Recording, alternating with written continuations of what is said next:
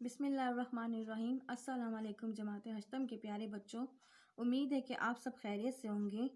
आइए आज का नया सबक शुरू करते हैं। सबक शुरू करने से पहले मैं आपको सफ़ों के नाम बता दूं। आज का सफ़ा नंबर 42 और सफ़ा नंबर 43, सफ़ा नंबर 42 और सफ़ा नंबर 43 और सबक का उन्वान है हज अकबर। इससे पहले कि हम नया सबक शुरू करें, इसके बाद पुराने सबक के बारे में थोड़ा सा याद दहानी आपको करवा लूँ। मुंशी साबिर हुसैन की आमदनी कम थी। उन्होंने अपने बच्चे के लिए एक दाया रखी हुई थी और उस दाया के साथ जो उनकी बीवी की बनती नहीं थी, बच्चा जो था दाया को बेइंतहा चाहता था और दाया भी बच्चे के बिन नहीं रहती थी। लेकिन उनकी बीवी शाकरा हर वक्त दाया पे शक करती थी। अब आगे पढ़ते हैं कि क्या होता है। इत्तफाक से एक रोज़ दाया को बाजार से लौटने में ज़रा देर हो गई। इत्तफाक कहते हैं कुदरती तौर पे।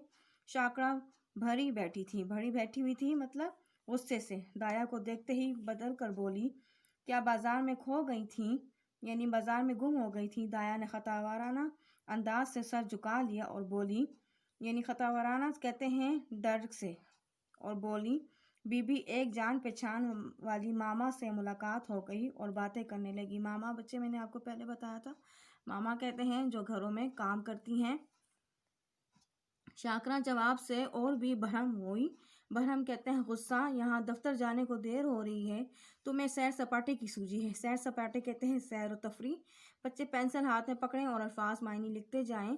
मगर दाया इस वक्त दबने में खैरियत समझी। दाया ने उस वक्त दबने में खैरियत समझी, मतलब खामोशी इख्तियार करने में। बच्चे को गोद में लेने चली पर शाकरा ने झड़क कर गुस्से से कहा, रहने दो, तुम्हारे बगैर बदहाल नहीं हुआ जाता। बदहाल मतलब बुरा हाल नहीं हो रहा बच्चे का।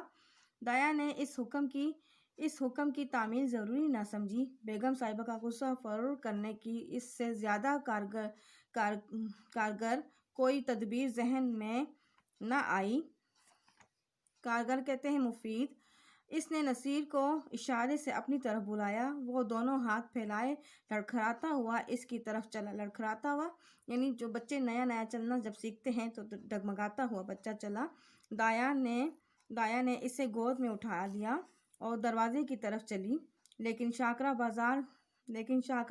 बाज की तरह चिपटी। बाज कहते हैं एक किस्म का परिंदा जो सबसे ऊंची उड़ान उड़ता है।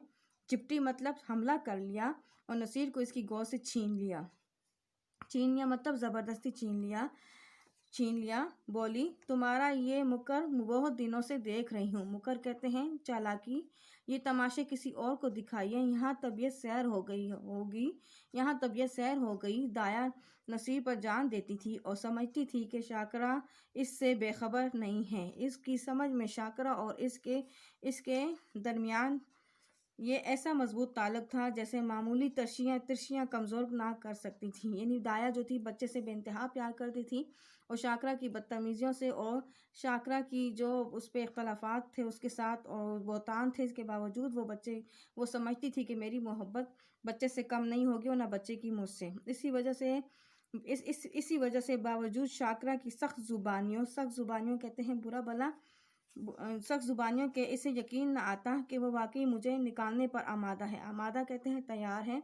पर शाकरा ने ये बातें कुछ इस बेरुखी से कहीं। बेरुखी कहते हैं नफ़रत से और बिलखसूस नसीर को इस बेदर्दी से छीन लिया कि दाया से ज़ब्त न हो सका। बोली, बीवी मुझसे कोई ऐसी बड़ी ख़ता तो नहीं हुई, बहुत होगा तो पाव घंटे की देर हुई होगी। पाव कहते हैं बच्चे आधे से कम घंटा।